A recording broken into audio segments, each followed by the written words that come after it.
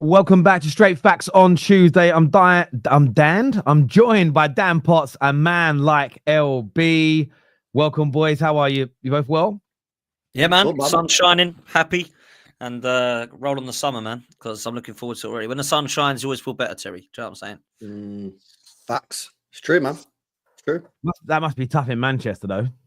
It's actually blue skies, man. It's actually blue skies. You know what I mean? It's not that hot, but yeah, it's not too bad, man. It's not too It's bad. hot for LB, man. He'll be out in his trunks and everything. Like, do you know what I mean? I'm always in my trunks, me, mate. Vest on. I actually spoke to one of my best mates who lives in Stockport, and he was telling me, it's nice up here today. He said, it's nice up here. I could tell because I could hear him out in his garden. And like, you're never in your garden, Jace. So yeah, big up everyone who's tuning in, wherever you're watching from around the world. Make sure like buttons have been hit. Make sure you are subscribing. I know a lot of you already have, but if you haven't already, get yourself subscribed to my second channel, The Squad. Brand new show is being launched this evening. Myself and Mark Goldbridge. Hot Take is back. So get yourselves over there tonight around 5:30-ish. That'll be coming out. If you haven't subscribed yet, get across to The Squad and get that done. More to come on that channel soon. Quite excited about it as well. Some new faces going to start working with us as well. A lot of familiar ones that you'll recognize too. So get yourselves across to that. But I wanted to start. I always go into this. We have a Straight Facts group chat, and I don't necessarily ever pick the agenda. I put it out to my panelists, and they kind of throw ideas back. And the first thing LB said to me today, and it's the quickest response I've ever had from LB. I just said send on what are we talking about today? Send. Before my phone even did the noise, LB came back and said, I'm cooking Chelsea. So over to you, LB. Chelsea, they lost again. They looked poor. Yeah. It's not going great at the minute. They've actually been called out today by Obi Mikel, speaking about how they should have got Osimhen, and they can't believe that it didn't go through. They're now thinking about paying a big penalty fine to not buy Sancho, who's struggling. It's not going well at the minute in West London. Talk to me, brother. Yeah, well, they might be above us right now, but I don't think they'll be above us by the end of the season, which is obviously when it actually matters. Because I think they're just a mess. I think they're a mess. I think everything that myself and Potsy said at the start of the season has come true. Remember, people, we said that Sanchez was the worst goalkeeper in the league. Yeah. And people said, nah, we was being too harsh. Correct. We were right on that one. I said, Chelsea, go and sign Osimhen. That's what I said. I wasn't slating him. I said, go and sign Osimhen.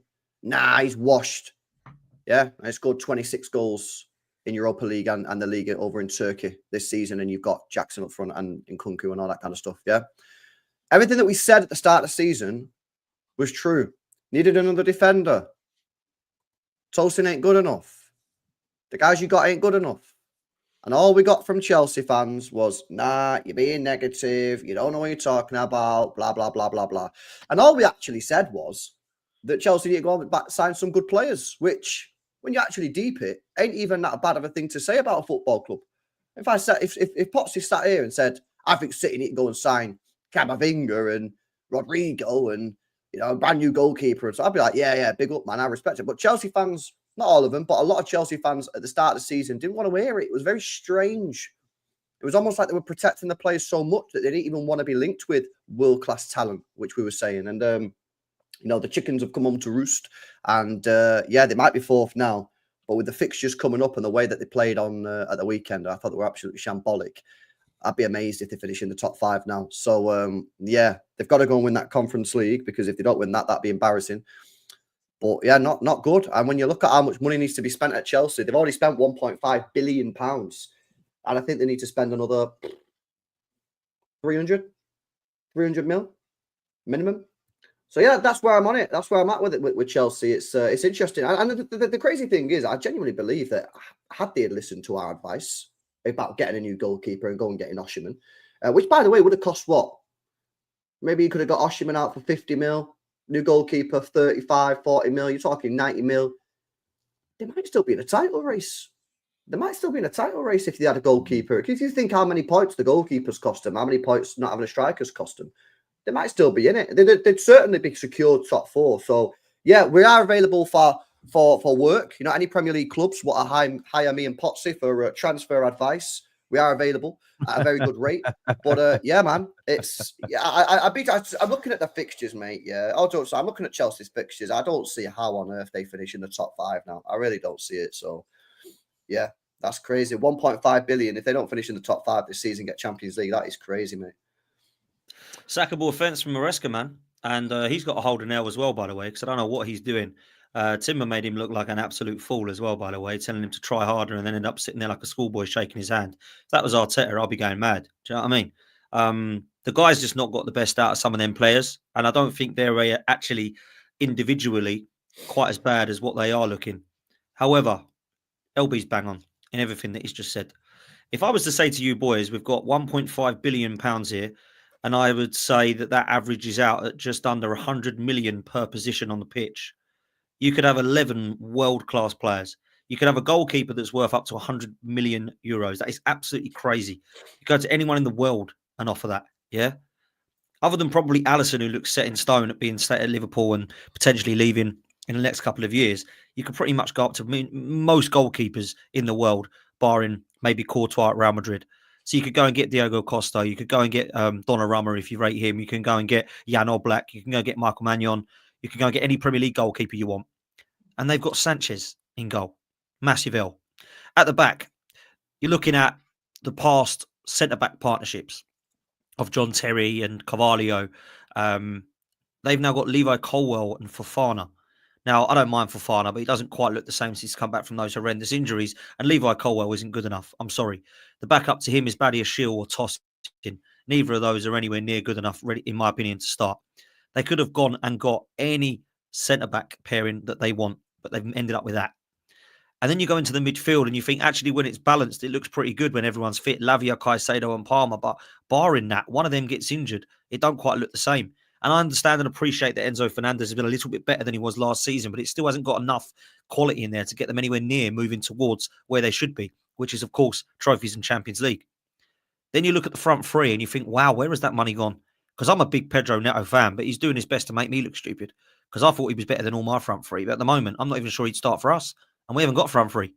He's looked absolutely terrible, like really bad. And then you look at Madueke, and then you look at Sancho, and then you look at the Chelsea fans that are saying that they're missing Mudryk. If you're missing Mudryk, something's gone wrong. Yeah. If you're missing Mudryk in your front three, you ain't very good. And then up top, Don never said that, remember? Don never said that. Oh, dear. Come on. We all know Don told me this.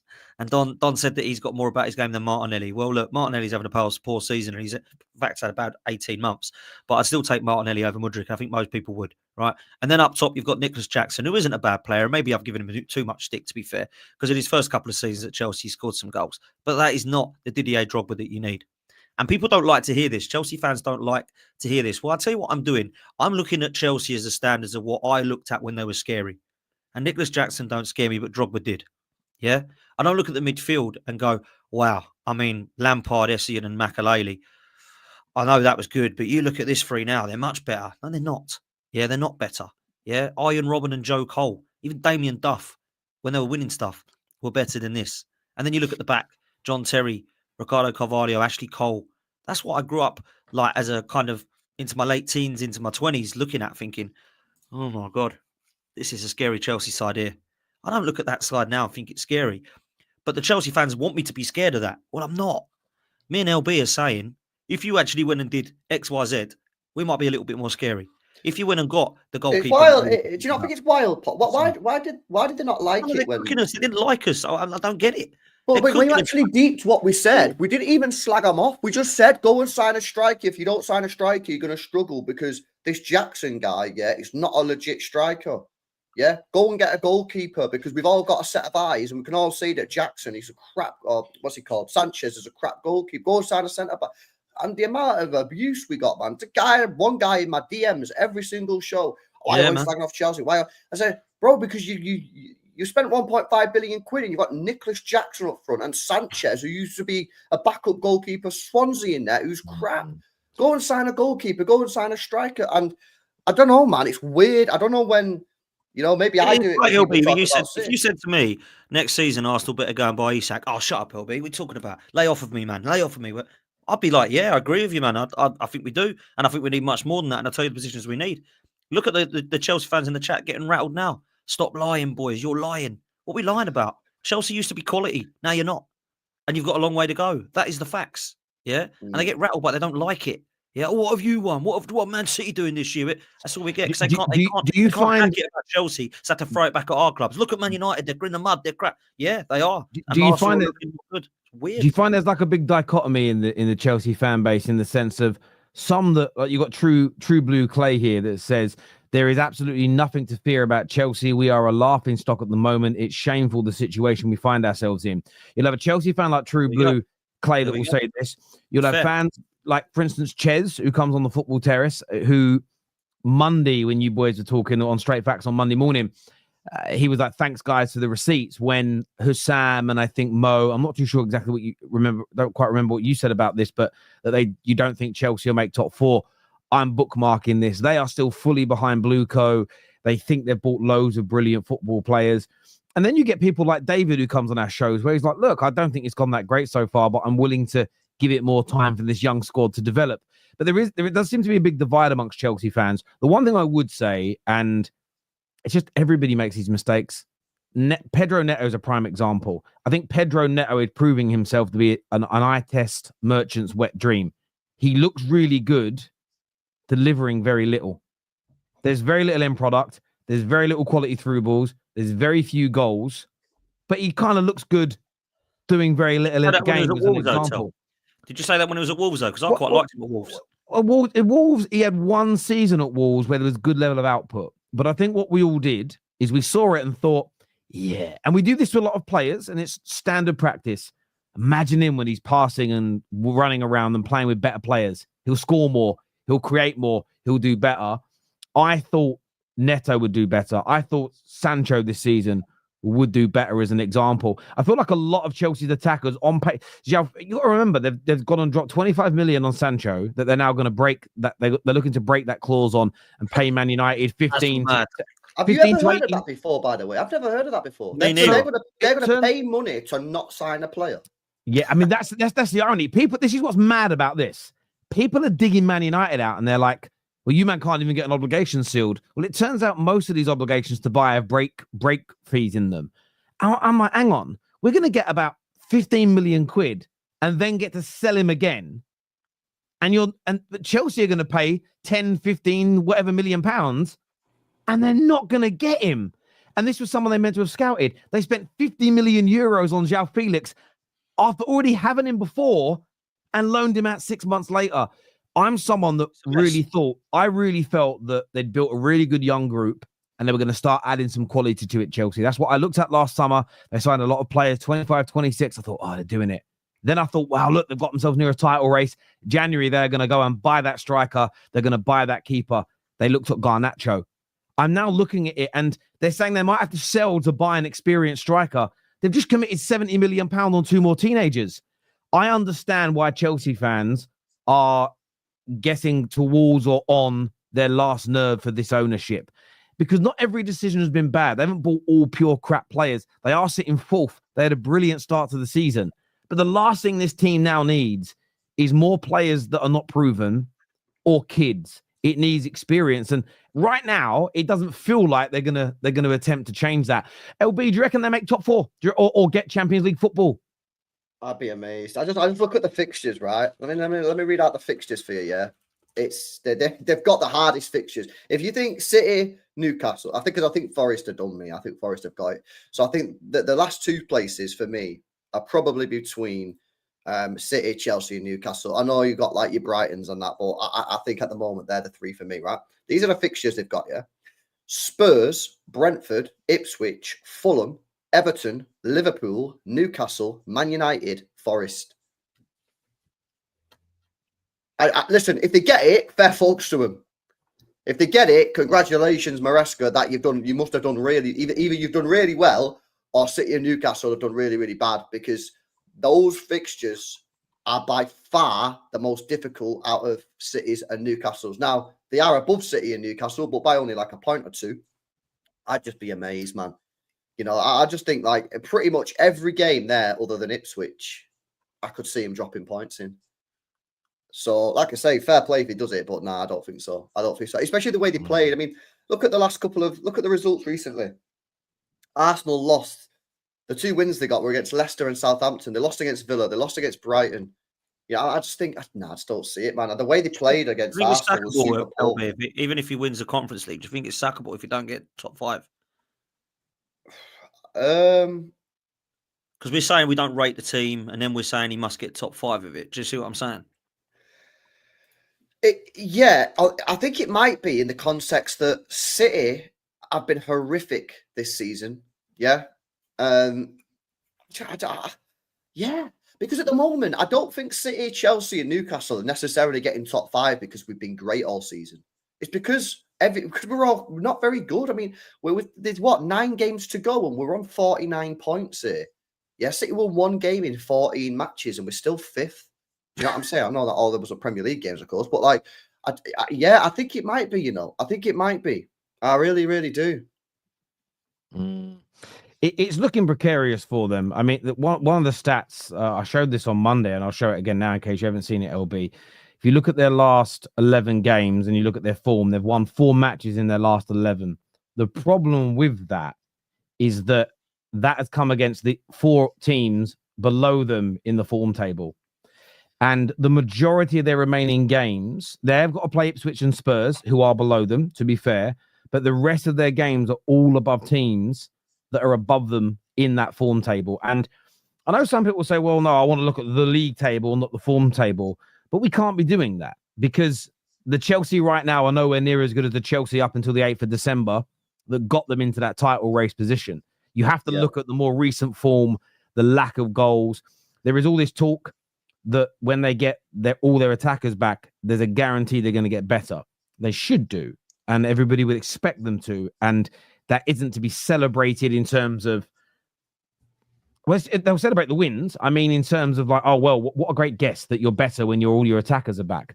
But that 11-game run of not beating anybody above them in the form table started when Jackson and Palmer and Madueke were in the team. It's a bit like the Spurs fans sort of have done this a lot this season. Yeah, but you can't be looking at our form guide or our losses because of our injuries. But the lack of wins was also coming when you had a fully fit squad. Like this weekend, like Van der Ven and Romero are back, and they're still losing games. And I think a lot of us saw that. Chelsea have got a hell of a lot of improving to do. Interestingly, though, I saw this, and it said that since 2021 season, if you look here at like Newcastle versus Chelsea, league position-wise, Newcastle have got themselves into Champions League football. They've won a trophy. They've spent £400 million in that time, had one manager, versus 1.3 billion, 6 managers. Chelsea have only up until this point got into the Conference League. No trophies. They came 12th. They came 6th last year. Most people think they're going to end up around 6th again this year. It just goes to show like how much Chelsea, by their standards, are struggling, if that makes sense. And when you consider they have more of an income than Newcastle, they can spend more. It does feel like Newcastle have put themselves into a better position because they are winning trophies now, Newcastle. Yeah, well, Newcastle have got the better team, haven't they? Well, not only have they got the better team, I think they've also got the better manager, and I think they've got the better setup for me. I look at Newcastle now, and I think they're in a much better position than Chelsea are in. Because I actually look at in the last 4 windows, they haven't even spent anything, Newcastle. Yeah, so this PSR thing this summer is going to be really interesting. Chelsea have shown everybody how to waste a lot of money and how not to run a football club. Because you look at what they've done, it is absolutely embarrassing. I look at that squad and I think, wow. Now, don't get it twisted. They've got some good players. Yeah, we all know who they are. We know Reece James is a good player. We know Gusto looks potentially very good. We like Cucurella as a left back. We think that Caicedo and Lavia and Palmer are all very good players. Then you start to dry up a little bit. And when you've spent that much money, you shouldn't be naming 4 or 5 good players. You should be naming 10 or 11 very, very good players. And then maybe 5 or 6 that you think, yeah, you could probably upgrade on them. We're really struggling to do that. So, look, this isn't oh my God, look how great Arsenal are and look how crap Chelsea are, because we've got our problems as well, as have Manchester United, and at the moment have Man City, which we didn't think we'd be saying this season. But Chelsea, the fans need to accept they've got some serious problems. And are they trying to trust, again, their board and ownership to make the right decisions? Because if Maresca does go, who is going to come in? Are they going to go down a manager of a Simeone Inzaghi or a Diego Simeone or a Hansi Flick type? Or are they just going to go and try and get De Zerbi and work again with someone with more money? Do you see what I mean, boys? I don't know, man. I just wouldn't trust the ownership. Do you not think that it feels like they run the risk of becoming an ever going on like project. And it feels like in 2 years' time, we're going to be speaking about the project, and that like in another 2 years' time, we're going to be speaking about the project. Like, when are you going to take that step forward? It's a great point, because about 2 weeks ago, when the journalist asked Arteta what phase they're in, and he said, we're in phase 4, we want to go into phase 5. As much as it infuriated Arsenal fans, I understood where Arteta was coming from. He's basically saying phase 5 can't start until it is when you start winning the major trophies. So essentially, you're stuck in phase 4 as long as you're challenging until you get to that point. But the only way you're going to get over the line is by more investment in your squad and or a better manager. I think that's fair to say. The problem is for Chelsea is, if we're going to, and I know it's hard because not every club will have the same phases, right? They won't structure themselves in the same way. Like, all businesses don't have the same business plans. But Chelsea haven't even got to themselves to a challenging point of view yet. So they've got to get to that stage. Then they've got to try and get over the line from that point. And I do feel that if they keep... The one thing I would say about Newcastle, and it doesn't mean every club has to do this. I keep hearing some Chelsea fans go, we've got to keep sacking like we used to under Roman. My gut feeling tells me that's dangerous as well. Because when Roman was sacking those players, he had Cech and Lampard and Carvalho and Ballack, Essien, Lampard, Drogba, to name just a few.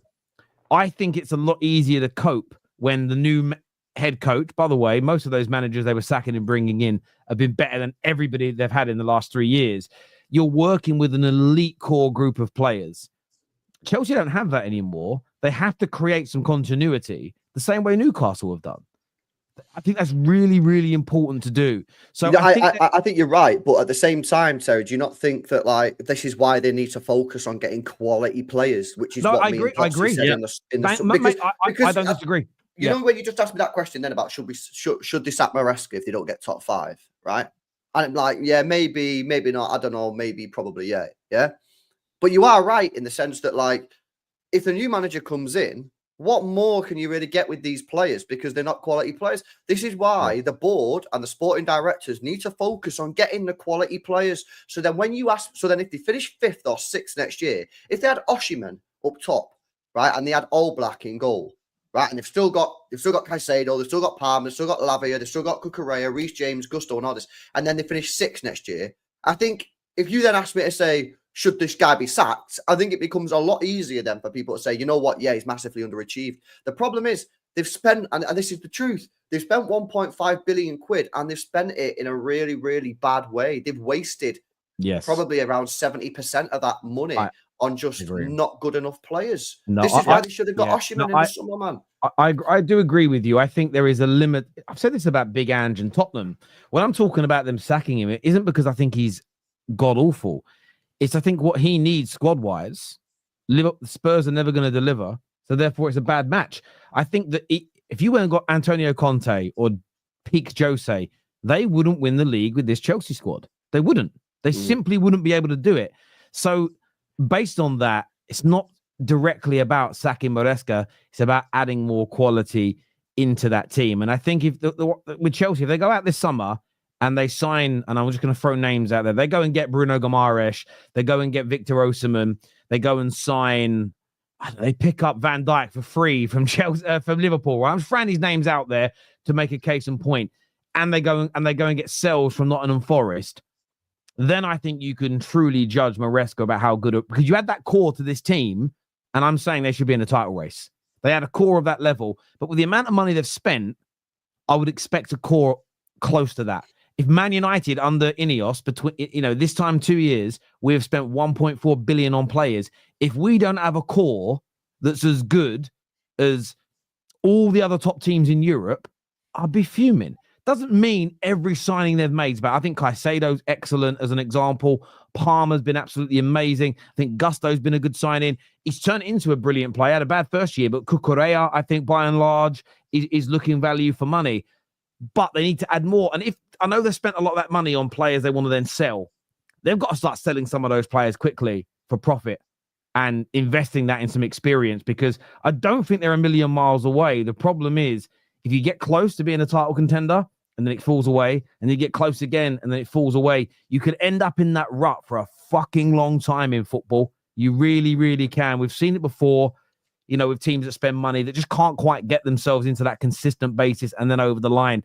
And yeah, look, they spent money. They're a big club. We're only talking about what big clubs should be doing here. And I think Chelsea fans should be demanding experience this summer, not more 16, 17, 18, 19-year-olds. That shouldn't be where... 4 years, Derek. It's been 4 years now without a trophy for Chelsea, right? Since last won the Champions League 2021. Arsenal have gone 5. We've gone 5 years without it. They've been bantering us, rightly so. Way too long without a trophy. 4 years is too long for Chelsea to go without a trophy at a club that size, with a club who's spending that much money with that fan base and that stadium, right? Yeah. And then you look at what they could or want from the fan base now. They want a bit of time. They want a bit of patience. They're in a process now. Well, they were laughing at us for being in a process. Not that I agreed with it, because I'd have been laughing with them because I think it was a mess what Arsenal were trying to do, right? But when you look at it, I'm thinking now they're turning into Arsenal. They're not winning as much. They're not winning. They're going on streaks 4 or 5 years without trophies. That's what we're doing. Yeah. They want top 4 when they laughed at it when Wenger said top 4 was a trophy. Now they're all acting like it is. Yeah. And now they want a process and they want to give more time and they want projects and they're giving youngsters more time. They'll be good in 5 years. They'll be good in 10 years. What's happening to just go and get a manager, give them £1 billion and win now? But they were laughing when we did it. Now they're turning into Arsenal. They don't like it, these fans. They won't admit it. They will never admit it, Chelsea fans. They are turning into Arsenal. They don't like it. I don't know that's what I said earlier on.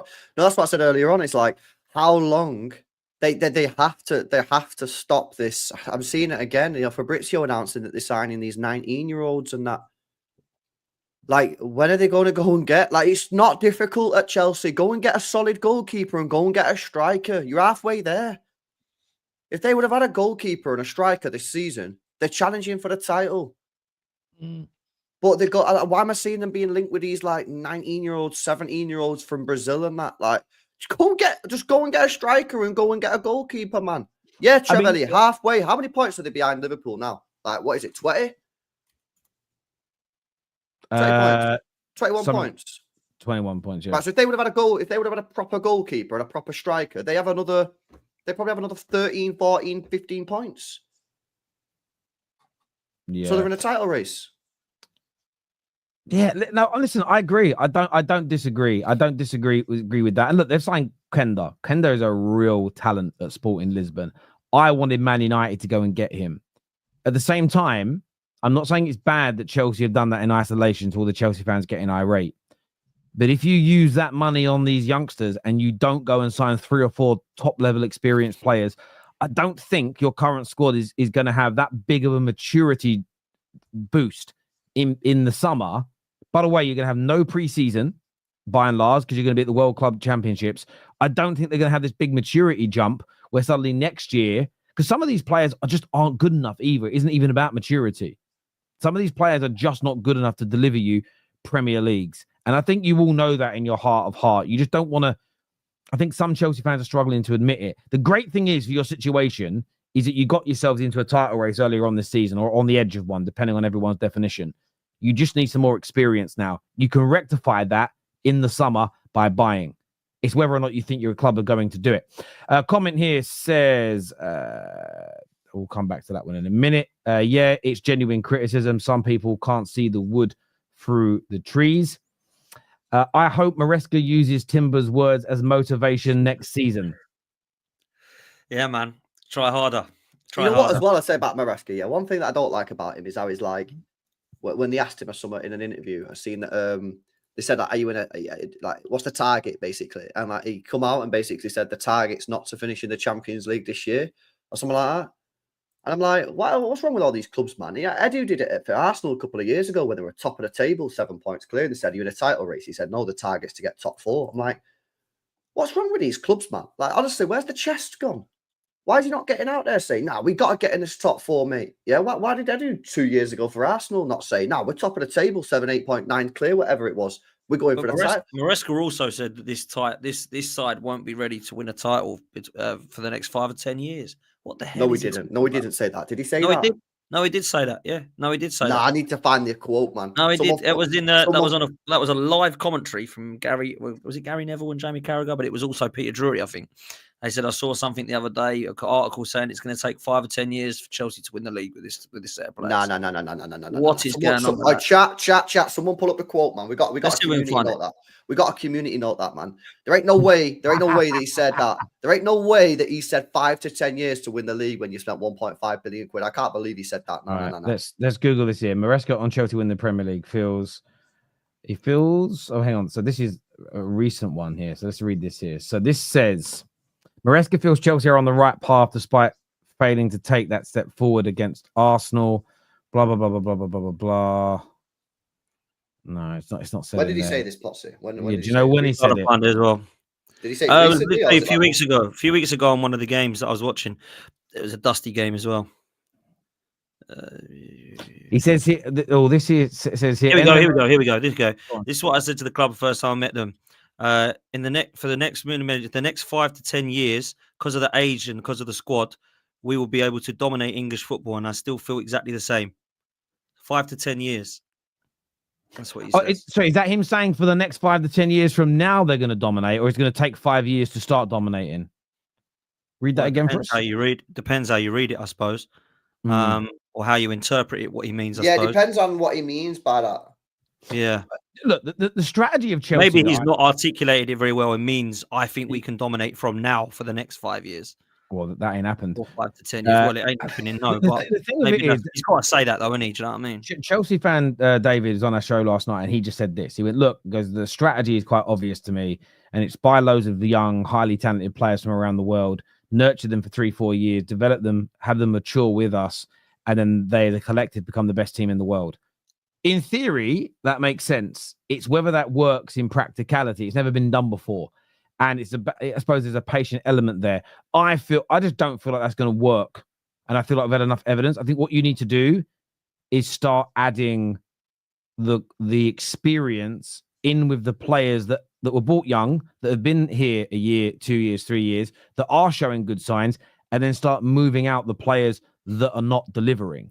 And I think if you get that balance right, you can expedite the process and start winning those major trophies again. This here says, Pipo Inzaghi was a trash footballer, but he scored many goals just through desire. Are you saying Inzaghi? You mean Filippo? You're saying Inzaghi was a bad trash footballer, man. He wasn't a trash footballer. What are we doing here? I'm sorry, Ray, but that is fucking horrendous opinion, my friend. I should appreciate the super chat. My God. This here says, big up the panel. Football has declined massively in the last decade. Do you remember when football used to do the FIFA Pro 11? There were some real ballers in that 11. Also, Terry did a leg workout, and I'm gonna feel it. Yeah, leg workouts are important. They really are, Chike. And we had this debate Monday, didn't we, about the sort of the overarching standard of football players being a lot lower now than it used to be. I think it massively is, man. I couldn't believe Sam and Mo were disagreeing with me. I could not believe that. Well, I honestly could not believe that. Of course, it's declined, man. I always say the best example to use is Edison Cavani, yeah? Because when he was about in football, he probably wasn't even in the top 5, top 6, top 7, top 8 strikers when he was in his prime, yeah? When he was cooking. Because you had like Suarez, fucking Aguero, you had ballers, Benzema, Lewandowski, right? If Edison Cavani came back now, some people would have him as the best striker in the world. Some people have put him above. Some people have put him above Isak and Haaland. Well, Isak goes into that position, doesn't he? So again, I mean, it's a great segue into Isak, really. So thank you, Chike, for the super chat, brother. I really appreciate it. I think Alexander Isak is amazing. He's got good touch. He can dribble. He has the ability to. Some of the shots he takes, he places them, but with absolute violent power, and I love it. But when I watch him play, when people are saying best striker in the world, there is a part of me that thinks like you just did there. If Isak was 15 years older, he may not be in the top 10. Genuinely, there is a possibility that he wouldn't be in the top 10.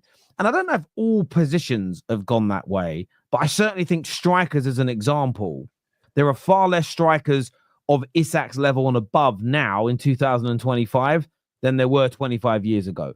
Than there was even 15 years ago, as an example, you know. And I think you made the point. I didn't even really think about this until you said it, Potsy, the other day, that like Andy Cole and Ian Wright couldn't get in the England squad.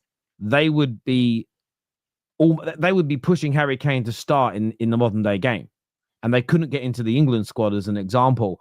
But yeah, look, I think individually they feel that there's less It's the quality. death of street football, man. It's the death of street football. I think it's the listen. I didn't do what the boys did yesterday. Yesterday was Monday. I feel like it's later in the week. I'm not directly blaming Pep because I think people have, but I think it's the Pep way of playing football that has become so popular. The regimented, robotic, mathematical way of playing. This is your box. That is your box. Everyone stays here. There's less creative freedom. I think that way of playing, because it was so effective, and now kids are being taught that from 5 years old in academies, less street football, as you mentioned. And even if you think about Brazilian kids, it feels like they're all in Europe really young rather than learning to play back home, if that makes sense. I think all of these things have been an accumulation of led to the situation. Confused as well by when you let's just say that we all believe now the quality has gone down. People go, you're joking. Look at Bournemouths and Brightons and Forests. Yeah, it's more competitive because more of us have been crap. Like, we have completely dropped and fallen off. Manchester City and Arsenal aren't nowhere near what they were last season. That's two more clubs. Chelsea, we've just been laughing at. Tottenham and Man United aren't even in the top half. So that's why teams are replacing them. It's not like, wow, Man United can only dream of being Bournemouth. Do you know what I mean? It's like the quality has just dropped as a whole. So we're not now so good, and Bournemouth and Brighton are as good as Arsenal and City and all this now. We've all just got worse. That's what I truly believe. And you make good points about, when I mentioned Wrighty and Cole and who couldn't get in, you could go further than that. Like, if you look at the England strikers in the last few years, even of that era, that weren't getting ahead of Shearer and Sheringham because they were both so good. You look at the Les Ferdinands, Matthew Letizier's. These players were absolutely outstanding talents. Superb, that would walk into. Oh, even if you go down a little bit, you look at the Jermaine Defoes and the Darren Bents. Like, Peter Crouch. Yeah. Solid strikers. James Beattie. What we're doing once Kane goes, we're looking at Liam Delap, and I think Liam Delap might be decent, but let's be honest, he's not in the same realm as any of those players. Like, Jermaine Defoe was an absolute, baller. He was. It's not the start. It's not the start. Well, it is nostalgia, I suppose, but it is also true, Tony. You know what I mean? Jermaine Defoe, yeah. Defoe, no, man. Oh, what are we doing here? No, this Jermaine Defoe was a baller, man. I think they're young fans. You got to be younger, somewhat, bro. Jermaine Defoe was fucking class, man. No, Jermaine Defoe was a very good football player. The problem is it's perspective, right? And this is what happens. And I feel that teams are better coached now, by and large, than they were all those years ago. But then they also see that individual play was better. But then it's, you've got to think about how good those strikers were 10, 15 years ago. But there was also better central defenders. Like, right now, when you go, who's the world-class central defenders in the world? People literally, they name 3 or 4 or 5 and then start going 15, 20 years ago. Yeah. You were naming 1, sometimes 2, at the top 4 or 5 teams in England, La Liga. Do you know what I mean? Germany, you were going boom, boom, boom, boom, boom, boom, boom, boom, boom, and the list was like, fucking hell. And it's not just the Prem, Terry. It's not just the Prem. This is what I was trying to say on Monday. It's not just the Premier League. This is overall in world and European football that it's dropped, because you're telling me in the 90s and 2000s, you could reel them off like R9, Ronaldinho, Rivaldo, Zidane.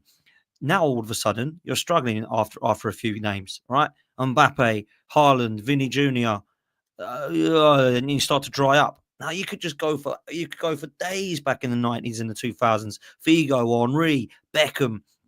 And you start going and going and going. With here now, you're thinking Salah, De Bruyne still. Oh, Christ, they're 32. Was it? Where are they all, man? I just want to know where they are. It's a massive drop-off, man. And it's not like that it's crap to watch, because it's competitive still and it's good. And it's probably better to watch a Brighton and Bournemouth game now than it was West Brom v Stoke back in the day, right? Because it's better football and it's nicer to watch. But the quality is if I'm honest. Yeah, I think that element of the game is better. I think stylistically, the way teams play now is better by and large. There was always brilliant teams, Man United, Arsenal's in the Prem back then. But you now get the teams getting relegated will play good football. But I do think the individual player quality, and of course there are some world-class players. And, like I mentioned Isak earlier, if Isak was 15 years older and he was the same player now back then, he'd be seen as a top striker. He would be. I'm not saying he'd be considered dusty and rubbish. Those are not the words I would use. but he would be one of the big fish amongst some giant fish in a really big pond, as opposed to now he's one of, you think about it, like who would you put above Isak in the last 3 years? Mbappe and Haaland would probably be the two. You'd put probably Harry Kane would be in and around that. What other strikers genuinely would you say would you put above him right now? Or Harry Kane. Yeah, in the current footballers, yeah. Current footballers in the last 2 or 3 years, which ones would you say as strikers have been better than Isak or on that level? I'd still have Lewandowski, Kane, Haaland, Mbappe, if we consider him a number 9. Yeah, I think that's it though. Really, I don't think there's many.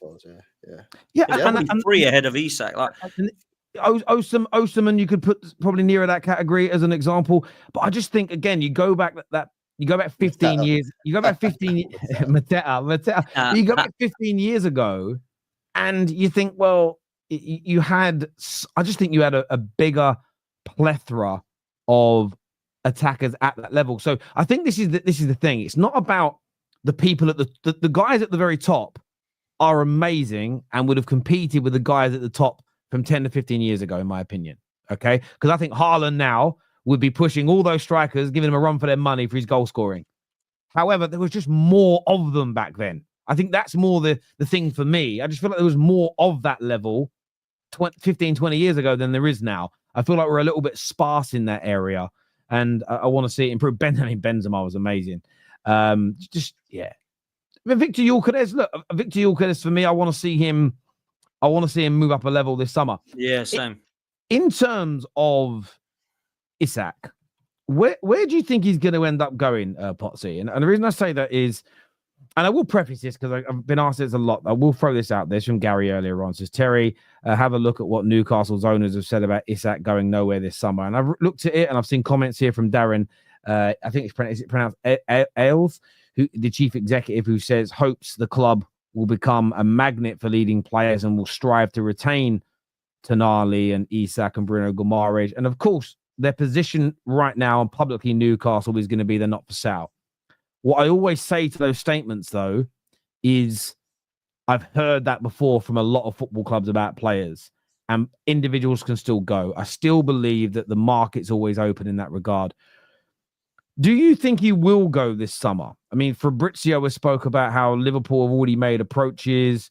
He's top of Arsenal's list. Big offers are going to be made. Can his head be turned for an Arsenal or a Liverpool? Or do you think he'll commit himself to staying at Newcastle and the project that they're building? What do we think is going to happen, gents? This is what I think will happen. I think he'll stay. I think he'll stay for another year. What I want to see happen is him come to Arsenal because I think he'd be perfect. I don't think that Newcastle are going to accept anything less than 140 to 150 million. But I do think that that's the sort of player that we should be going and getting. Now, if he was interested in talking to other clubs, I'm sure Arsenal would be one of the many that he'd be interested in talking to. Whether he'd be interested in Arsenal over some of the others is a different story. Would he be interested in Arsenal over Liverpool? Would he be interested in Arsenal over Barcelona or Bayern Munich if they were to come in? Maybe not. But I do think that Alexander Isak right now is probably looking at his scenario and thinking, I'm quite happy here. I'm not banging on the door to get out. Newcastle are going to try to do what they can in the summer to keep him happy. And what I mean by that is bringing in players that he can be alongside thinking, actually, this is a good side. Because Newcastle, I said it yesterday, I don't think they're a million miles off going for a title if they keep their best players and put in some of the best recruitment team together that they can to get in 4 or 5 top quality players.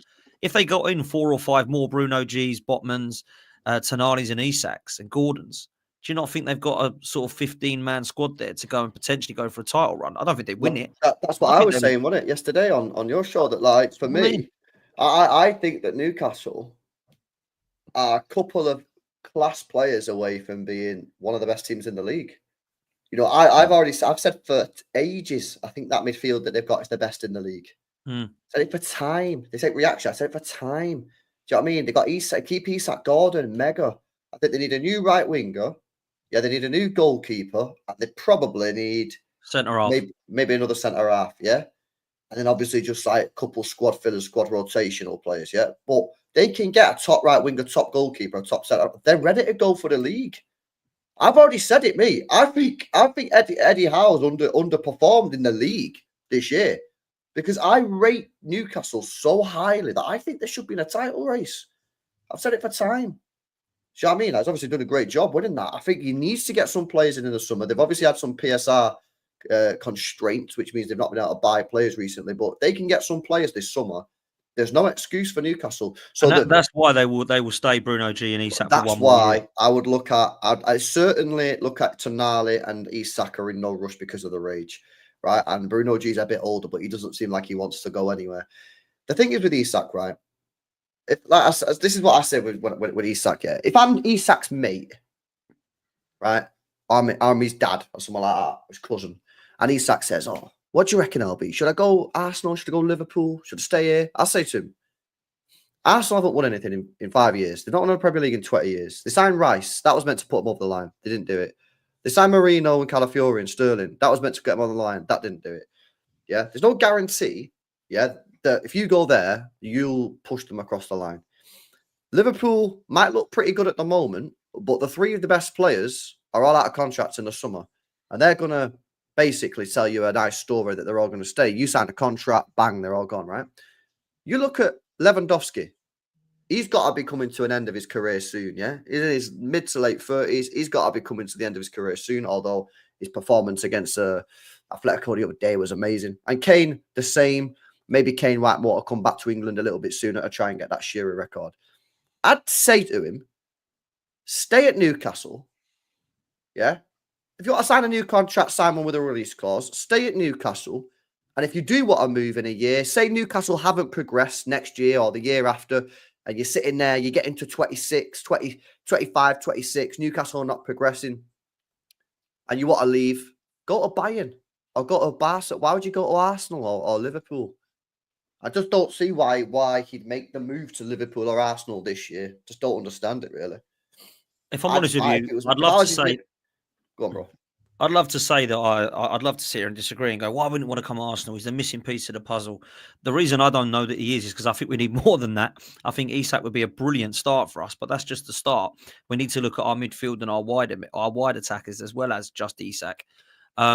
But Isak would look and he'd go, I'm not guaranteed anything. Now, the thing is, he's not guaranteed trophies wherever he goes. He's not guaranteed trophies at Newcastle, although they have just won one. He's not guaranteed another one because it's been 70 years. He's not guaranteed next season long term with what Liverpool are going to do because although they've just won the league, I have no idea, and I'm sure we'll talk about in a minute what's happening with the three players that are out of contract. And then with Arsenal, we haven't won anything in 5 years. With Chelsea, look like they're going anywhere. So if I was Isak and I took my Arsenal cap off, I would be looking towards Barcelona as my number one. That would be probably my number one if I was to leave Newcastle, and it would be away from the Premier League. Now, you've got to look at the number 14 shirt, Thierry Henry being his idol. Apparently, he's an Arsenal fan, all this kind of stuff. I'm sure that comes into it. But it's still got to be the right move for his career, not just for his mindset, just for what he loves and dreams. So that's where I'm at. And I think Newcastle fans should feel pretty confident they're going to keep him. And I think with Eddie Howe, he might not be the guy to take them across the title. He might not be the guy that takes them to be dominating in England if that's what they want to do in the next 5-10 years. But for me, I do think he's done a good job. I kind of agree with LB. I had them down as getting Champions League football this season, and I still think they will. I think Man City and Newcastle will get it alongside Liverpool, Arsenal, and Forest. That's what I think will happen now, right? But I do think that team is very, very good when it's fit. Very, very, very good. And with one game a week and no Champions League football, that's why I had them down as winning.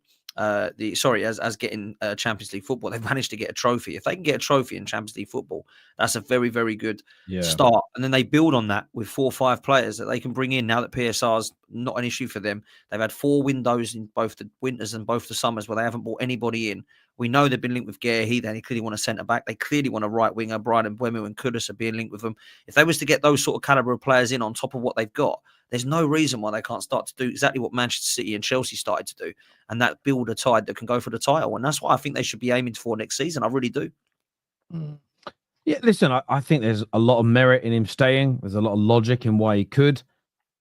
At the same time, you know, you can't underestimate the legacy that other clubs hold, and Liverpool are looking at him playing for a Liverpool, being part of that front line, trying to defend the league title and win there. It might mean something to him as an example. And what I would say is this: if his mind right now was made up to, I'm going to stay at Newcastle no matter what, I don't think the likes of Liverpool and Arsenal would be talking to his people at this point. They certainly won't be putting bids in for him in a few weeks' time when the league ends. So if anyone does start putting bids in, that typically tells you that the player is open to leaving, and then it becomes a situation for the clubs to resolve. So I listen. I think that this is the problem with these conversations. Is I don't think they're as basic as a lot of people want to make them out to be, and that's not what you two have just done. But there is rhyme and reason for him to stay. I could also see reasons for him to go, and I think it's why it's going to be a massive saga this summer. Because if you're Liverpool, if you're Arsenal, if you're I don't know, Haaland decides to leave City, right? There's a rumor about that. I don't think it'll happen. And then City come knocking. They are going to make compelling arguments as to why he should leave. And we've seen this happen before. And I'll say this to Newcastle fans that are upset about their best players being linked to other clubs. Just get used to it. Now that you're a team that's competing, this is what will happen every single summer for the rest of the time that you're competing. You can be... I mean, Real Madrid are at the top of the tree. But their players are linked to other clubs every fucking year. Bro, the day we signed Haaland, people was doing articles saying he's only using us as a stepping stone and be gone in 2 years. That's just what happens, isn't it? When you get these mid players, they will. Exactly. You should take it as a compliment, man. You should take it as a compliment that you've got sick players. Like, that's just the truth, isn't it? Yeah, you just. I will say to Newcastle fans, I think you've got to develop thicker skin. Equally, and when I swear in a moment, I mean this in a playful way, as we do in England when we swear. You motherfuckers are going to try and sign other people's players. I saw Villa fans do this in January. They were angry about the stories around Ollie Watkins, but the same people saying, "Why are they writing articles about our players?" They were sharing articles about them signing players. And I just looked at it and thought, "Fuck me! It's you've been away a while, haven't you? You've been away a while from the top of the tree." So Newcastle fans have just got to get used to it. Unless Isak comes out publicly and makes a declaration of "I am staying," unless the club force me out, this is going to go on for a while. I'm not sure if he'll sign a new deal this summer. Maybe he will. Maybe he won't. He'll go on even if he signs that. Haaland just signed a 10-year contract, and there's an article today saying he's going to leave in the summer. It's like, what the hell? Yeah, there is a thing about this that this is a case that Villa and Newcastle have only really had links with Jack Grealish and Alan Shearer. Now it's going to be a lot of their players. Aston Villa players are going to get linked. You're going to get Morgan Rogers linked. You're going to get Ollie Watkins linked. You've had Duran go. You're going to get the likes potentially of Ramsey and some of the others that are doing well. Newcastle are getting it with Bruno G, Tonali and Isak and even Anthony Gordon. It's a compliment, man. It's a compliment to your players are good. We want them. That you're doing well. We had it with Fabregas. We've had it with Sanchez. We've had it ourselves with Van Persie. We all know what it feels like. It's horrible. But these guys just aren't quite used to it yet. And that's why they're having a bit of a shit fit with it. And they all seem to blame Arsenal. Oh, my God, it's Arsenal fans. I can't stand them. I've had Newcastle fans. I can't stand your fan base. They're awful. What? Because they rate your striker and they take it. Why do you hate us for that? I mean, you want us to say that Isak is absolutely abysmal, isn't he? Who the hell would want him? I don't want him anywhere near Arsenal. He's absolutely awful. Yeah, I like them Arsenal fans. Keep away. I don't get it. I think it's weird, man. It's a compliment. Yeah, no, I agree. The strangest part about it is I remember this with Liverpool. I remember the way they treated Raheem Sterling when he wanted to leave and join City. And it was like, you're a disgrace, talking to another club, flirting with another club. But then when Van Dijk, they had to cancel the deal because they were tapping him up. When he arrived in January, he came into a hero's welcome. And I remember looking at it and just thinking to myself, like the polar opposite reaction. And I do get it. Someone leaving the club you love versus joining it. But sometimes, especially if you're an adult, take a breather, sit back, and just breathe a moment. You are going to be linked, Newcastle, to loads of very good players at other people's clubs this Jan. I mean, you've signed good players from other people's clubs. You know, how do you think Southampton felt when you came sniffing for Livramento? They wouldn't have liked it. They wouldn't have sat there and gone, "Oh, that's not. Oh, thank you. Thanks for taking him off our hands." As a case in point, and that's going to happen again. How do you think Leicester felt when you took Harvey Barnes? How do you think Everton felt when you took fucking Gordon? Come on now, like you are going to do to other teams what bigger clubs than you in the contemporary moment will try to do to you, and until you are the biggest shark in the sea, and no one can, until you're that megalodon, nothing's going to change. But even then, for the last 18 months, Rodrigo every window is linked with the move away from Real Madrid. Do you know what I'm saying? And there was always these links. They're always there. Like, you've got to put up with it. I'll say this. The grass isn't greener on the other side. Isak is in a team where he's the main man. loved by the fans, with an ownership that has ambition. You want to leave that just to be branded. Yeah, that's as why, Josh. If he leaves, he's got to make sure it's the right club, innit? Which for 100%. me would be Bayern or Barca. And if you're going to push me, it'd be Arsenal above Liverpool, if I'm being honest with you. Because until I know what's going on with the three players at Liverpool, because people will say, oh, yeah, well, if he goes to Liverpool, great. Well, if Van Dijk leaves, Trent leaves, and Salah leaves, that team looks completely different, even if you throw Isak. Yeah. You know what I mean? Suddenly Newcastle are better. Exactly, that's the truth, man. And then That's obviously fair, Alisson might be leaving like next year or whatever. He's been linked to Saudi. So that's sort of my preference. It would be Bayern or Barca. I'd actually have Bayern at the top. I think he'd really suit the Bundesliga. Bayern, Barca, he's played in Spain before. Arsenal, Liverpool. See, I'd go the other way around with the two at the top. I think he'd kill it at Barcelona. I think Especially I what think he he'd did do in- both. I didn't think he'd slam it at both. I just think marginally he'd do better. And Hansi Flick could do better than your boy Vinny. I know you've got a massive love. My with boy Vinny is top of the table when he's Vinny, first year in the Vinny, Bundesliga. Vinny in the Company. quarterfinal. LB loves Vinny Company, man. He's got absolutely wants him as the next Man City manager. So you after just Pep. make sure that if he gets passed into Milan and you get knocked out against Real Madrid, my boy Vinny Company in his first year has got further than Arteta did. He won't. He ain't gonna win. He ain't gonna win the Champions League, mate. That's what it is. So it don't matter. He'll get further than Arteta will. Oh, I want that now. He will now, yeah, because we've got Real Madrid and we're definitely going out. So They've got Inter Milan. Inter Milan, solid team, top of Serie A. I don't think they're getting through. I think Inter Milan will beat him. All right, I'll have a pint on it. All right, then. Sweet. Let's do it. A pint on it. I like it. Yappa here says, is it possible we don't have a good striker or defenders now, as the current footballers grew up wanting to be like Zidane, Gerrard, Lampard, Scholes, which is why we now have a plethora of midfielders? That's a good point, to be fair. I think Scholes, Gerrard, Lampard, Premier League wise, yeah, they were incredible, weren't they? But Zidane, for me, he's like in top 5 ever. I just think the guy's just absolutely. Yeah, but at the same time, tell me people didn't grow up wanting to be like Rooney and Aguero and Zlatan. Thierry Henry, yeah. No, John Terry, Rio Ferdinand. Maybe, I don't know. Maybe. Andy Carroll, you know what I mean? Loads of them. Loads of them are out there. For the money spent on Isak, we could get 2 strikers and a winger. We don't need Zubimendi this summer after Partey's performances this year. Well, Partey's going. It looks like Partey's leaving. Jay. The rumor, all the things I've read about Arsenal is that him and Jorginho are leaving. We need numbers. We have quality players that are overplayed. Would that be the issue for you if you did spend 130 on Isak, that it could eat into money that you could spend elsewhere? Because is 150 million pounds, say 130 million pound Isak, how many more goals is he going to score than 60 million pound Yorker, 60 million pound Osimhen?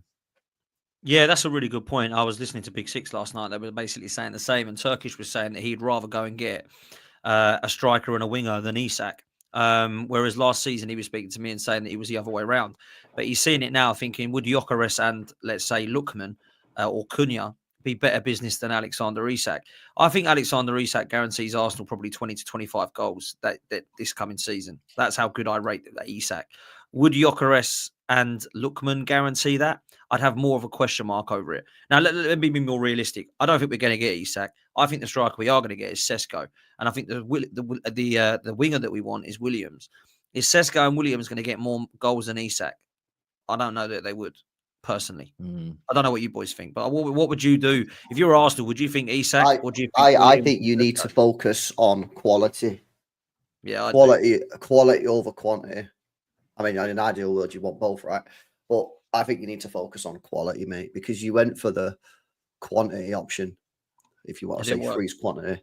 And, they're all mid players, Sterling, Marino and Calafiori.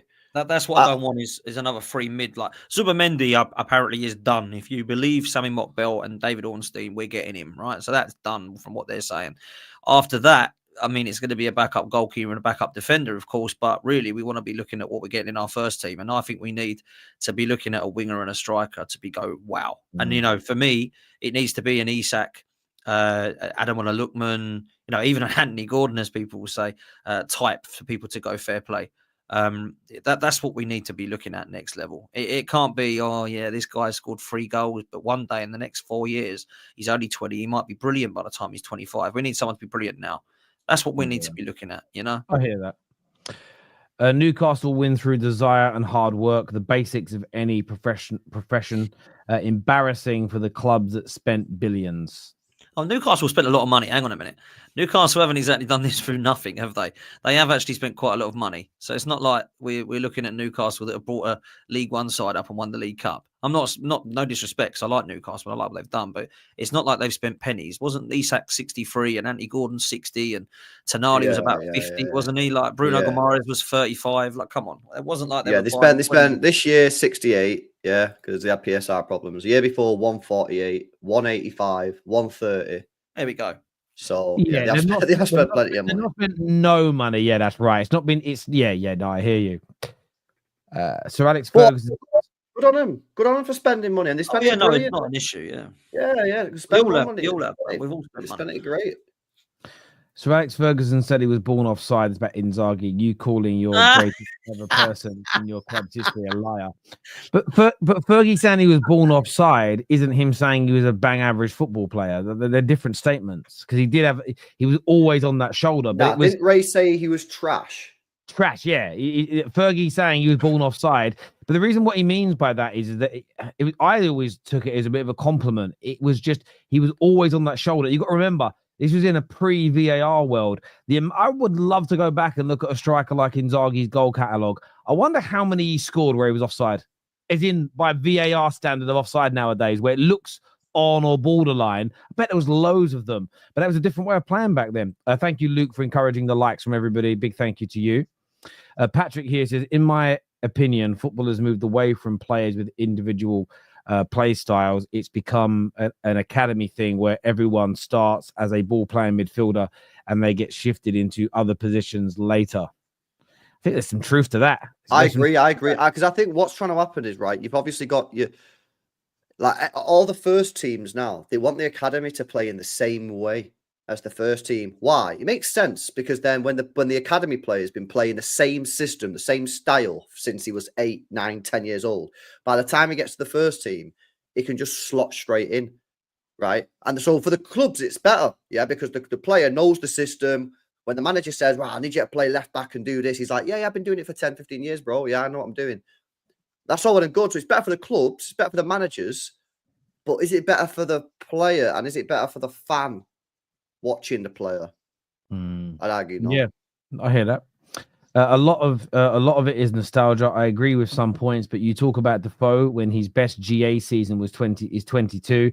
Watkins, Ivan Toney, Solanke, Vardy, even Callum Wilson have had better seasons than that. That's a bit GA merchanting, bro. If I'm being honest with you, yeah, Defoe was better than Watkins. He's better than Toney. He's better than Solanke.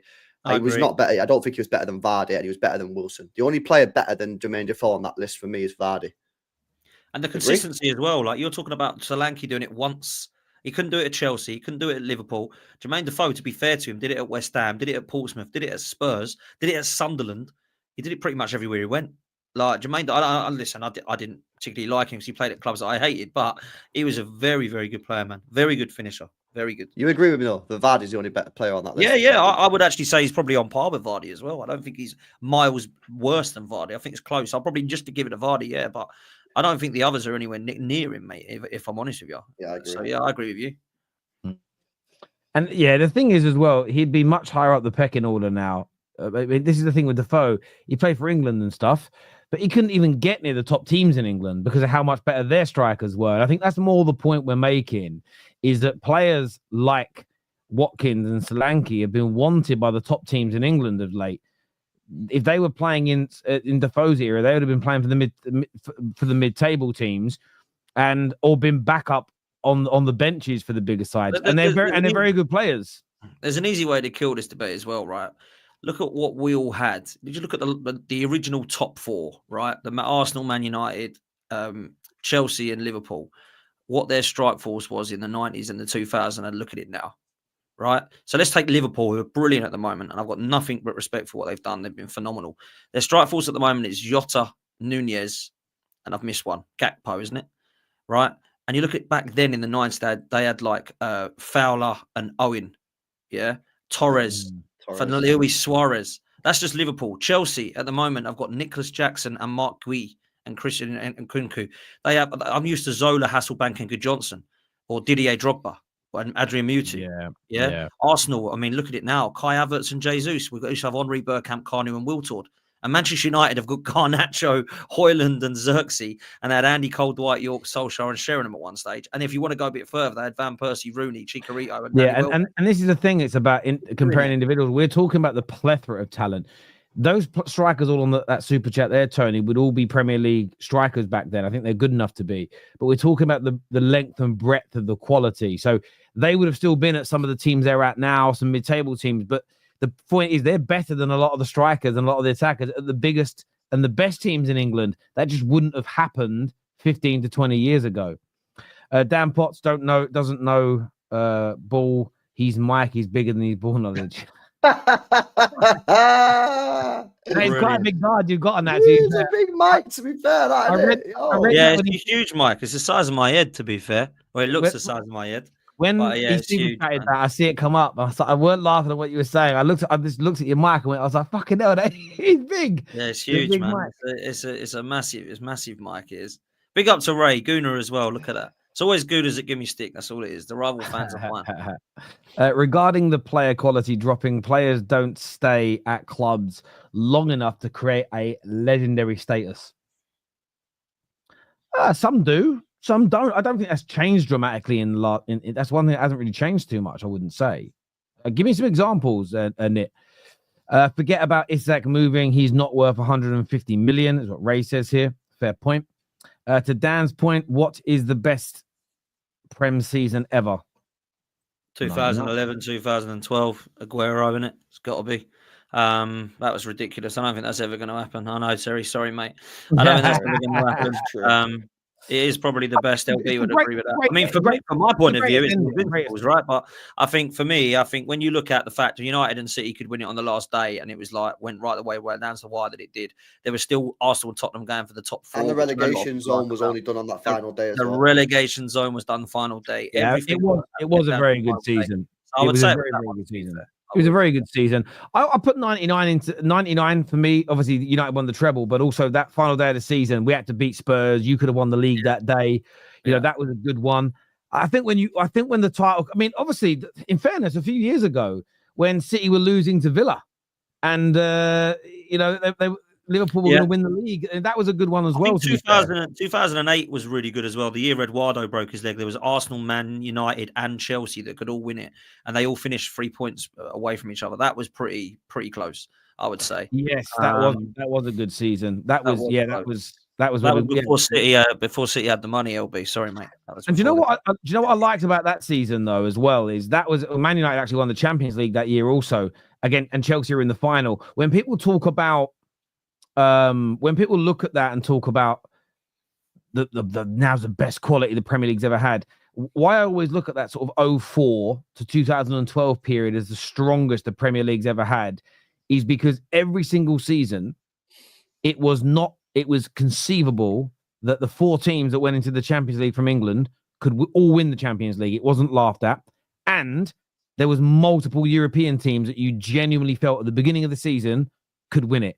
You know, both Milan teams as an example, always Real Madrid and Barcelona in that period as an example. Of course, we had the German sides that were in there too. I just felt that Europe was by and large a little stronger and England had 4 teams every year. What I was saying the last 4 or 5 years is, by the way, City have been at that level in this period. But most seasons, you've gone City and then Liverpool as well. Outside of that, the idea of any other English team winning the Champions League in the last decade has been laughed at. So that for me is when you look at strongest eras, and also we can't be saying the player quality was better and then not say the era was stronger. I think that would go against it. It was just, and I hope the Premier League gets back to that point. I would be nice for the Premier League to go right, genuinely next season. Wouldn't it be nice to go, look, there's 5 teams in it. All 5 could potentially win the Champions League. By the way, those Champions League nights, and Man United actually didn't play many English teams. We had Chelsea in the final, we had Arsenal in the semi-final in that period. I don't think we played any other English sides, but you lot all played each other quite a lot. Those clashes I can't even tell the youngsters that don't remember them, the anxiety, the pressure, the excitement, because no one fucking knew who was going to win. Now, genuinely, when all things being equal, if Man United were playing Liverpool in a two-legged Champions League tie, 80% of people would say Liverpool through. That wouldn't have been the same in that era. It would have been fuck knows. Flip of a coin. Yeah, it was an amazing period for English football. It really was. I think the fundamentals of a striker are extinct. Wow, there's a few that have got them. Depends on what you changed, man. It's just changed. That's what it is. Tony here says GA is the most important thing for a striker. All I am saying is that the players we grew up watching and loving were great, but our memory is not very reliable. Nah, Don't agree with that. What's that guy called? Kevin Phillips. Yeah, that guy scored 34 goals in the Premier League. Yeah. So what we're saying he's better than Rooney. I don't think Rooney ever got 30. So is he better than Rooney? Kevin Phillips? No. Rooney scored over 30 goals twice. In the Premier League? All comp, sorry. Yeah, this guy got over 30 in the Premier League, bro. Yeah. He was so, serious. Obviously putting the ball in the back of the net's legit, but like we can also just appreciate that Jermaine Defoe was better than Ollie Watkins. Yeah, and look, I don't even know what his GA was, but then I think about a striker in the modern day game like Firmino, who wasn't renowned for his goals and assists. Yeah, but he's more of a modern finisher, isn't he? Like, yeah, but what I'm saying about him is he may not have the stats, but I look at him as a number 9.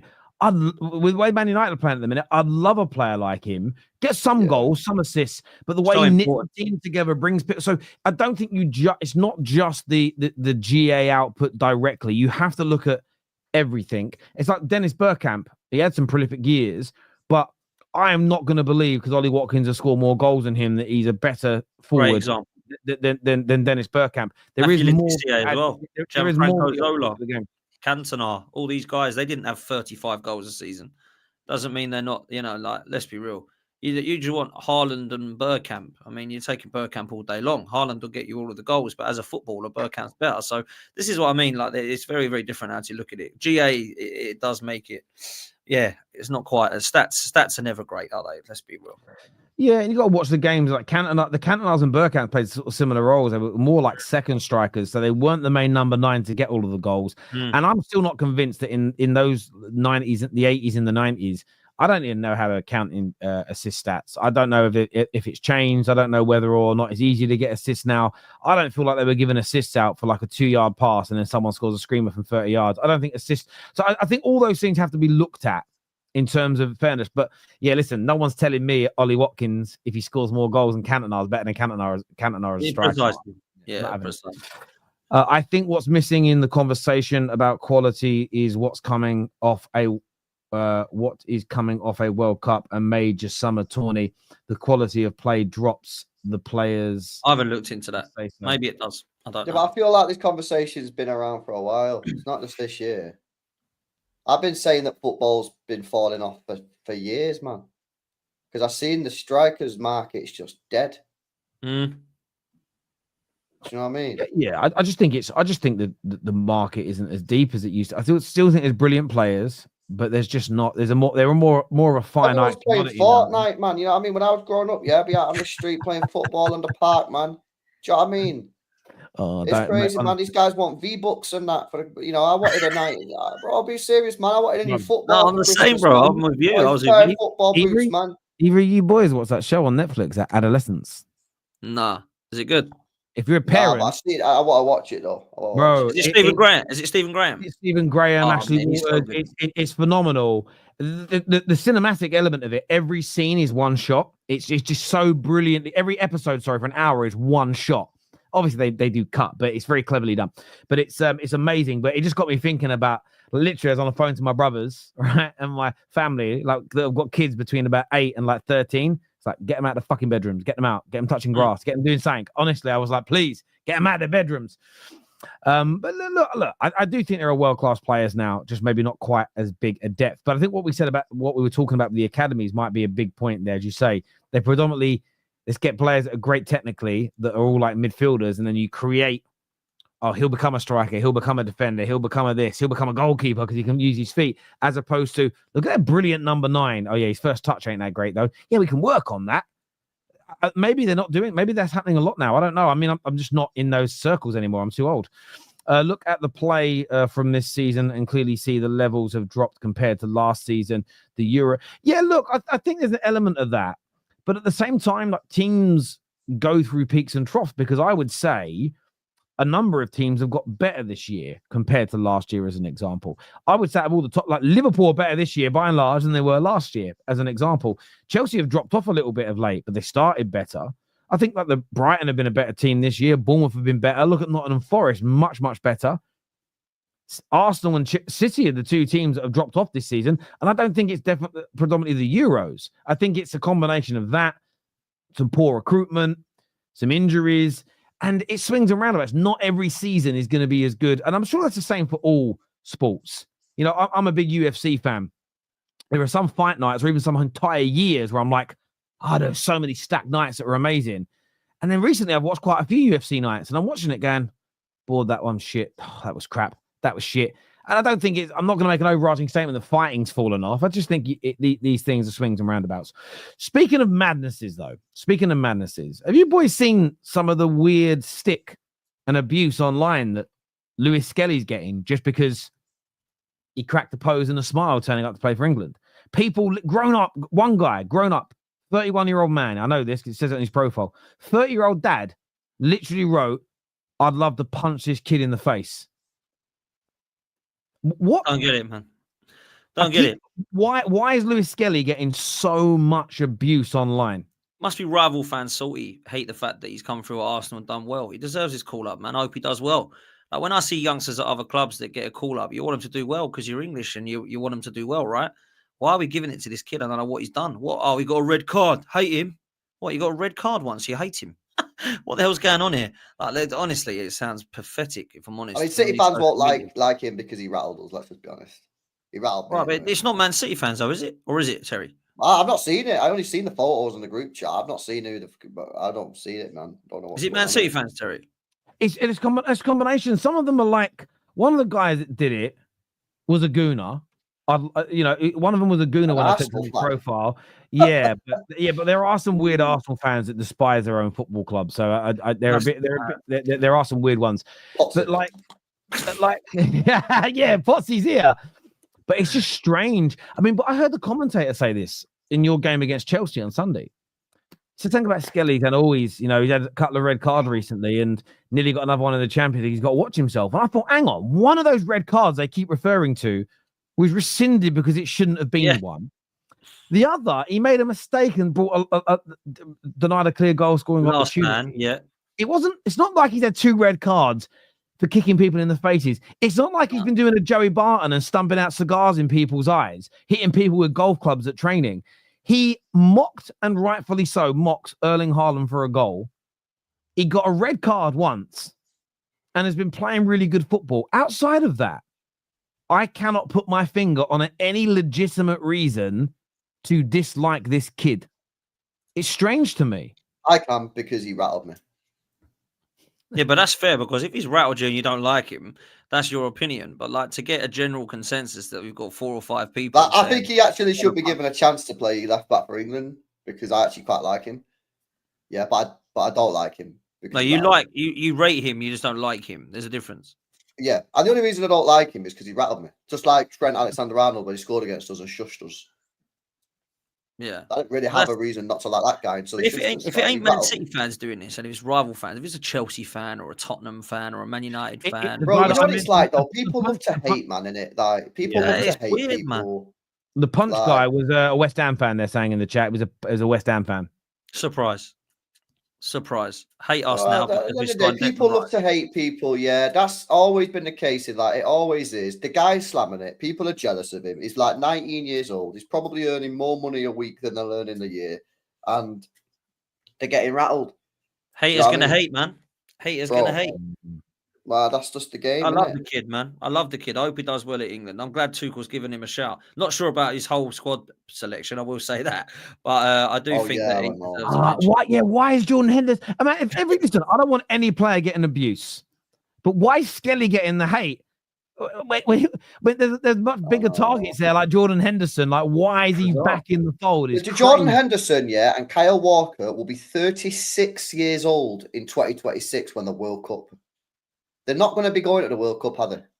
So why has he picked him? Why has he not picked the next generation? Why has he not picked Adam Wharton? Yeah, why is Adam Wharton in under 21s? And he's been quality. So why is he picking two players who are going to be 36 years old next summer? It makes no sense. Like, listen, I'm going to give Tuchel a chance, because I actually rate this guy. Yeah, I know a lot of people don't rate Tuchel. I actually do rate him. I mean, I think he's a good manager, and I actually think that short term, I think it's a good transition manager from Southgate, because he'll probably still play that sort of like more defensive football, but he's actually got pedigree. The guy knows how to win. But why is he picking Walker? Why is he picking Henderson? Two players are going to be 36 years old when he can pick Wharton, he can pick a new right back or whatever. So I don't really understand why he's done that, to be honest with you. You know what I mean? Like, I don't know, man. I always feel that, like, the country is cursed, man. Yeah, we're never, ever going to have a manager that just does what we want in it. You know what I mean? You got Southgate out here picking players that no one wants to see and then playing the most deadest football. We have one shot on target in a home game against Italy.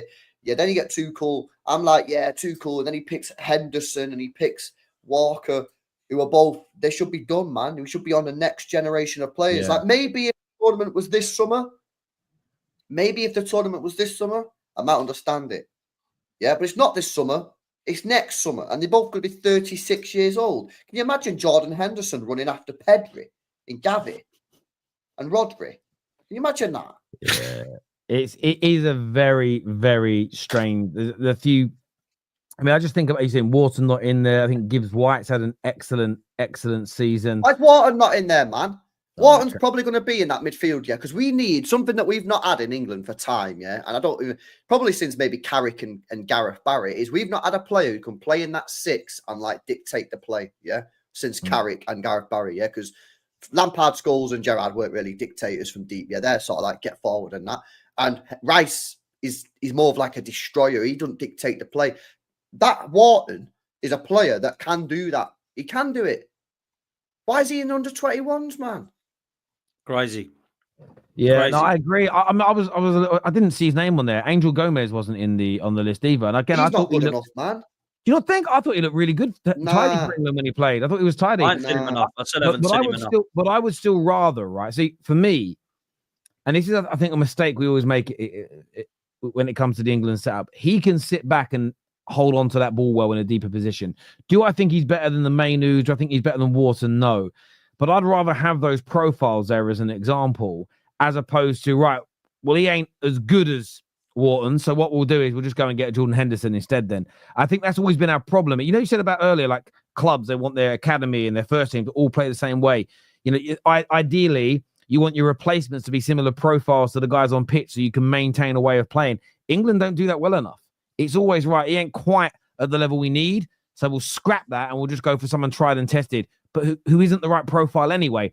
I always find that a strange way we behave as a nation. Yeah. But, Terry, you know that Ben Jacobs? Yes, I know Ben Jacobs. What's he like as a source? Decent or not? He's good. Like, he has his moments, but he's very, very detailed. He's a good guy. Well, he don't chat shit. He's just put out a post now and said Al Nassr plans a bid for Gabriel Magalhaes. Yeah, he told me earlier today. I weren't going to say nothing. He's posted it now, so I can. He just posted it now and said, that was earlier. I see that earlier. We're giving him a contract to fend off interest from Saudi Arabia. That's what I saw. Says here, Andrea Berta are continuing contract extensions, but Saudi are serious. Yeah, of course they're serious. They're serious with everyone, aren't they? He ain't gonna go there. Now you need to get really annoyed like the Newcastle fans did and say, how dare clubs look at our players? That's what you need to do. Yeah, exactly. He ain't going to go there, man. If he went Real Madrid or something, I can understand it. But, he ain't going to go there. They were interested in him last season, and that's why he dropped him. Remember at the start of the last season, he dropped him, went to the bench, and then he brought him back in again. So they wanted him for about 3 years, yeah. He's a good player, that's why. I think he should go, man. Of course you do. You rate him. Yeah, he's been our best player, man. He's been absolutely epic. He's one of my favorite players, man. He should be our captain as well. Absolute class. 27 years old, so he's got time. He can go Saudi when he's 37 if he wants. Yeah, he'll stay. It'll Nah, stay. he should go now, man. He should go now. Yeah, him and He's got- Saliba, he's they should go as like a pair, like a two, like a, do you know what I mean? Like a duo, like Ant and Dec. They should If go they together. do, they'll go to Real Madrid together, not Saudi Arabia together. That's fine, mate. That's fine. You know what I mean? But they're both. So obviously, Saka, Gabriel, and Saliba have all got 2 years left. So they're in a position this summer where a lot of people will be coming in and It's saying, getting dangerous, that, isn't it? It's dangerous. Yeah, well, they've got to do it this summer. Otherwise, well, they've got to go, haven't they? If they're going to want to start, if they want to say, yeah, we want to go, all three of them, yeah, we'd like to go, like Van Dijk, Salah, and Trent. We're a year ahead of Liverpool. We can't do what Liverpool have done. We've got to get rid of them. That's what you got to do. Yeah, Liverpool. Yeah, Liverpool's won. You got to win trophies. It's what I said to people. It's happened before with Arsenal, Fabregas, Sanchez, and Van Persie. If it happens with the new people, I hope to say I told you so, but I will, and everyone will hate on me for it. So we better keep them. I hope we get one of them then. We'd like to do that again, yeah. But no, yeah, you guys have got. Which one would you want? Which one would you want out of them three? Which three? Same again. Saliba, Saka, and Gabriel. Right now, I'd probably say Saka out of all of them. I just, as much as defensively, we're actually doing all right. So as much as Saliba plays for us, I'm not saying he wouldn't play for Man United. We do have your other superstar, the young Heaven, who looks brilliant, and he just actually Instagram post saying that he's recovering quickly. So hopefully it's just a sprain. And Chido, man, Chido Obi Martin, he looks better than Højlund and Xerxes already. Højlund scored the other day. Oh, well done. Finally got a goal. You know what he did though, right? Again, I'm not a celebration police type person, but he did his celebration. I'm like, no, what you should be doing is saying sorry. That's how I would react. If I'd gone 19 games without a goal, I'd score and celebrate, but I'd apologize to the fans. Like, be like, I'm sorry I ain't scored prior, but they scored. Garnacho scored as well. Couldn't believe it. 2 in one, both in one game. That's what's good about playing Leicester, though. Like, do you know what I mean? If you got anyone who needs a goal because they've been on a drought, put them in for that match. You got them next, LB, didn't you? Who? Leicester. Leicester, yeah. Yeah. We got Leicester at home. Oh, that's what you want. They're terrible. They are. Shit, mate. I always like seeing a City defeat, right? But whenever I look at the pictures and you see like a Leicester at home against you, it's like, that's that. Even City this season can't throw that one away. Francisco actually here says, Terry, we've got to talk about City, please. I think he means 200 million spent and still not winning all your games. Yeah, talk on it, man. Talk on it. What's happened to your January? Hang on a minute. January was saving you, LB. Hang on a minute. You threw the lead away twice, didn't you, the other day? Hang on a minute. Yeah. We spent 200 million quid, yeah. And the aim of the game was to get Champions League and win the FA Cup. And we are on track. Make sure you beat Bournemouth. Tough game, that is. Mate, they battered us in the league there. And honestly, man, like, you know what's crazy in that game as well, right? We actually probably should have drawn the game because in the end, we scored one. We pulled one back and then Haaland hit the post in like the last minute of the game. We probably should have drawn. But they battered us. Absolutely cooked us, they did. That was at the beginning of the terrible run. I think it was Spurs, and then it was I think it was the Bournemouth game. But yeah, listen, Marmoush cooking on gas. I like the look of Marmoush. Huzanov, good man. Bit of lucky the other day. Nico G looks all right. Avita Hayes, we've not really seen too much of him, but yeah, another 300 million in the summer, maybe 350, and yeah, we'll be ready to go again next year, man. That's what we need. Money. You know how much when you say that it rattles people. I can just imagine them now in their bedrooms going, why you have to spend money? It's like pet checkbook manager. And so I love seeing it in the chat, man. I do love seeing it. It used to rattle me, to be honest with you. And then I was like, yo, I'm gonna start rattling them in it by saying it. So yeah, but honestly, we do need money. I said it to be honest with you, I said it before January. I said this squad needs 500 million quid spending on it. Do you know what happens is, right? We didn't spend any money in the summer. And what I've realized, yeah, is that as a club, you need to maintain a minimum investment every single year, right? Because that's how you maintain your team at the top. If you go down and don't spend money like we did in this summer, we only spent 20 million euros, right? Eventually, yeah, you're going to have to go up. It's the peaks and troughs. It's the same with Liverpool. Liverpool spent 10 million quid in the summer. They got 3 players going. They're going to have to spend big cash.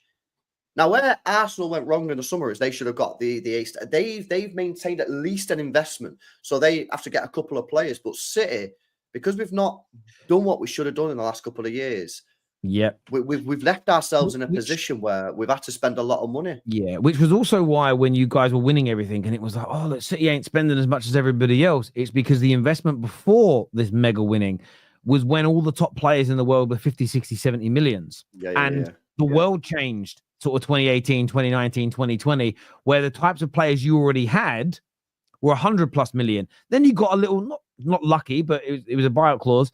You got Erling Haaland for 50 million in agent fees, but on paper it's 50. If he didn't have that buyout clause, that was a 150 million pound player. But yes, you're now at a point where you're having to restock a massive part of your squad in maybe the most expensive period in transfer window history. So the expenditure is going to be, you'll probably get half the players in totality for the same money as what you spent 6 years ago. So yeah, it's going to be a very expensive time. But I think honestly, going forward, I want to see City spending £70 million minimum a summer, because then you maintain your team at the top. You know, everyone was, I know some City fans was like really happy in the summer because like, oh, look at us, we only spent 20 million. Like, people are not going to use the money excuse. But now we're struggling to get Champions League and we might not win anything. So you've got to maintain. At the end of the day, is, you know, football's about having the best players. Yeah, Fergie bought the best players, Pep bought the best players, Mancini bought the best players. You buy the best players, you win. Chelsea buy the best players, they won back in the day. It's not rocket science. You buy the best players, you win. And, you know, ultimately, this summer we bought Savio, who's a development player for like maybe next year or the year after, and Gundogan, who's obviously at the end of his career. You know, last year, what did we buy? Nunez, who's not a top player. We bought Gabriel, who is a good player, but he's a left back. So, you know, how much impact is he going to really have? You know, you're probably going back to the treble year when we bought Haaland as like a proper impactful player into the team. And look what happened. You won the treble. It's not rocket science. Talk about that West Ham fan had to be lawless on the burner account. Does Terry actually think, you could just ask me directly, but does Terry actually think Hale End players leaving was a wise decision, seeing what Waneri and MLS are doing? Yes and no. It's about gateways and it's about paths. And I think Chido Obi didn't, you know, I think he wanted to leave in general. I think he wanted to go, wasn't happy with what he was being offered. I think with Heaven, yeah, I mean, they may live to regret it. They may not, but just because 2 or 3 other players are doing very, very well coming through, it doesn't mean that they were going to get the opportunities. In fact, it's very hard, I think, to develop more than 3 or 4 genuine fledgling academy players at the same time in the same team, especially when you're Arsenal and you're on the brink of winning something. Very different if it was Arsenal 3 or 4 years ago, where they're building a squad and a team and there is more room for error. So you have to get that balance right, Ray. Dan, would you take 100 million for Gabriel from Saudi and sign Van Dijk on a free for the next 2 to 3 years? I personally would take him and buy Isak with the money. Yeah, I would, but it's not going to happen. we're going to get Van Dijk. Yeah. Van Dijk and Saliba and Isak. Yeah, my team, I'd take that. I love Gabriel though. But yeah, 100 million. Yeah, that's sort of fair money. Wouldn't you love to see that this year? By the way, if they do lose all 3 players, we know Trent's going to go Real Madrid. Wouldn't you just for the content? Wouldn't you love to see a Van Dijk or a Salah join like a Premier League rival of Liverpool? You know what? That something that like doesn't happen enough is rival transfers. Like City when we bought Tevez. Who was it? It was the guy. Campbell.